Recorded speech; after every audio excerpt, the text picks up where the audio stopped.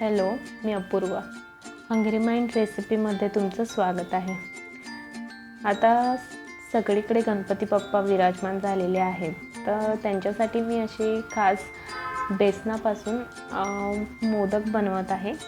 चला तर पाहूया या मोदकांची रेसिपी. यासाठी लागणारे साहित्य आहे.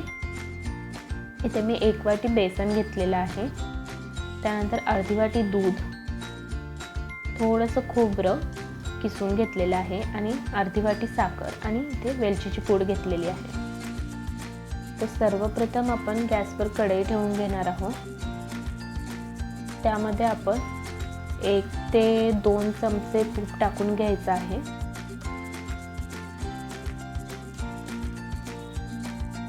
तूप चांगलं वितळल्यावरती आपण त्यामध्ये 1 वाटी बेसन घेतलेलं होतं हे त्याच्यामध्ये आपण छान खमंग भाजून घेणार आहोत.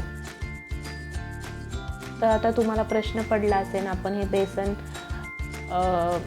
कधीपर्यंत भाजायचं आहे. तर तुम्हाला हळूहळू समजेलच, असा त्याचा खमंग वास पण येईल आणि त्या बेसनाचा कलर बदलेल.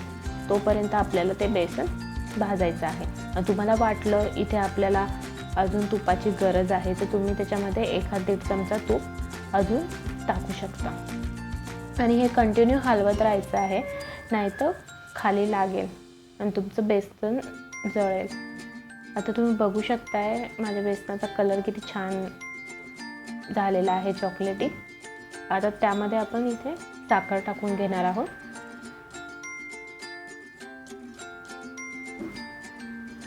ही साखर या बेसनामध्ये चांगलं मिक्स करून घ्यायची आहे. त्यानंतर आपण यामध्ये दूध टाकून घ्यायचं आहे आणि हे छान व्यवस्थित मिक्स करायचं आहे आणि साखर वितळेपर्यंत आपल्याला हे छान शिजवून घ्यायचं आहे. आणि हे जर शिजत आलं ना, तेव्हा ते पीठ आपलं कढईपासून वेगळं होईल, म्हणजे ते चिटकून राहणार नाही. तोपर्यंत आपल्याला ते शिजवायचं आहे.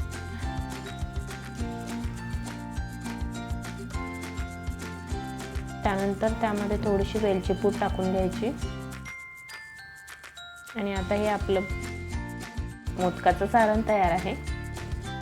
ते प्लेटमध्ये काढून घेतल्यानंतर आपण त्यावरती हे किसलेलं खोबरं होतं ते टाकून घ्यायचं आहे आणि हे या सारणामध्ये व्यवस्थित मिक्स करून घ्यायचं आहे.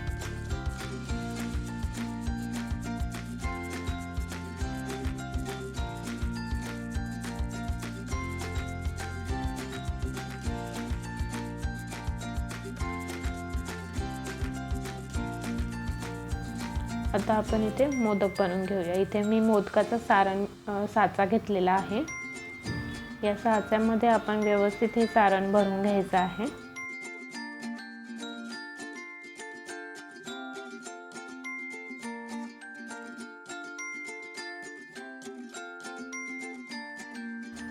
तुम्ही जेवढं व्यवस्थित सारण भराल त्यानुसार आपल्या मोदकाचा शेप येणार आहे. इथे आपला मोदक तयार आहे. बघू शकताय तुम्ही किती छान मोदक बनलेला आहे.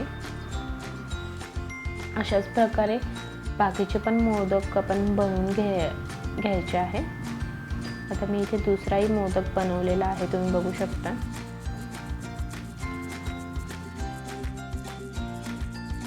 किती छान आकार आलेला आहे आपल्या मोदकांना. अशाच प्रकारे बाकीचे पण बनवून घ्यायचे आहे. इथे आपले बेसनाचे मोदक तयार आहेत.